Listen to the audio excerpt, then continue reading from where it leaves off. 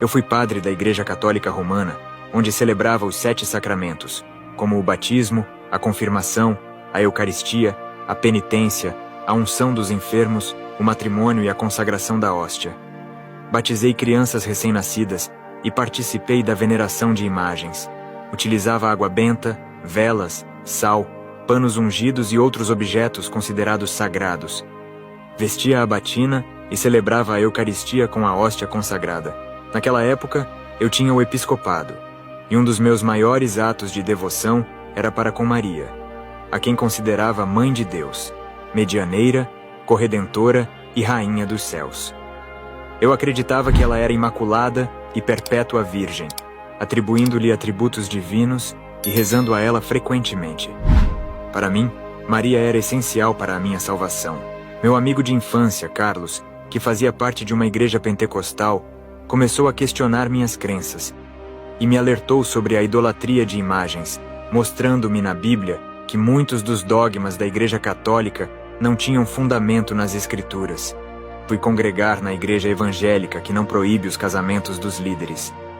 Foi então que percebi o quanto havia vivido em erro dentro dos ensinamentos da Igreja Católica. Minha confiança na intercessão de Maria e dos santos começou a ruir.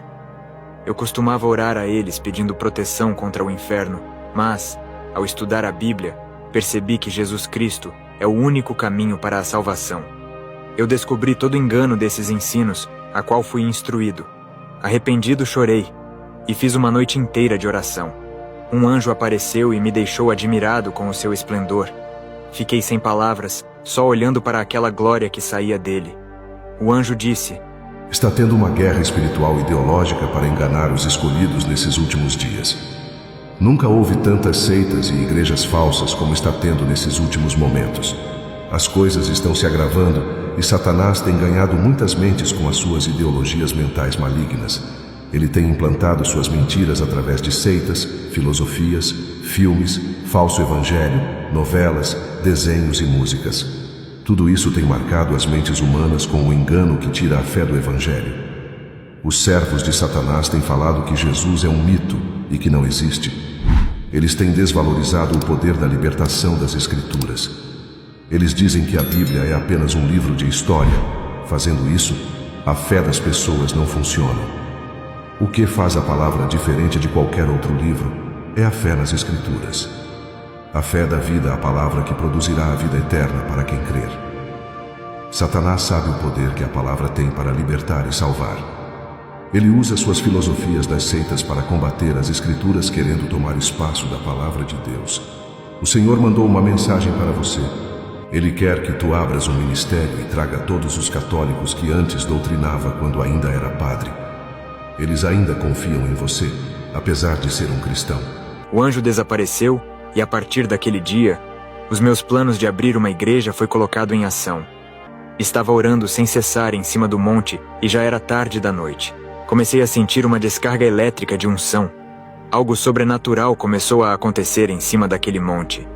O Espírito Santo tomou a minha boca e comecei a falar em uma língua espiritual. Não consegui parar de falar. Fui tomado com grande poder, e uma planta começou a pegar fogo, ardia em brasa, mas não se consumia naquele monte. A planta ficou intacta. O meu corpo ficou paralisado, e não resisti ao poder de Deus que tomou a minha alma.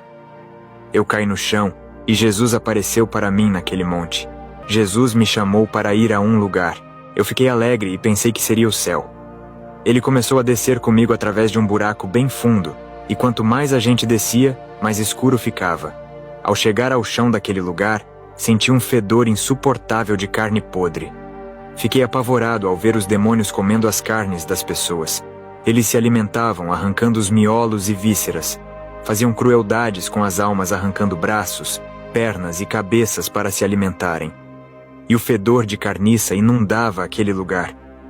Perguntei a Jesus, que estava ao meu lado, o porquê daquele fedor se eles não são carnes, e sim espíritos perdidos.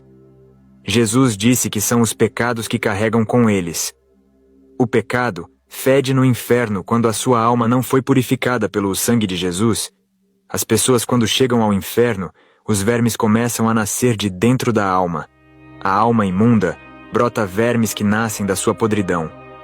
O espírito, ao chegar ao inferno, é fatiado iguais carnes no açougue. No inferno as coisas tornam-se reais como na terra.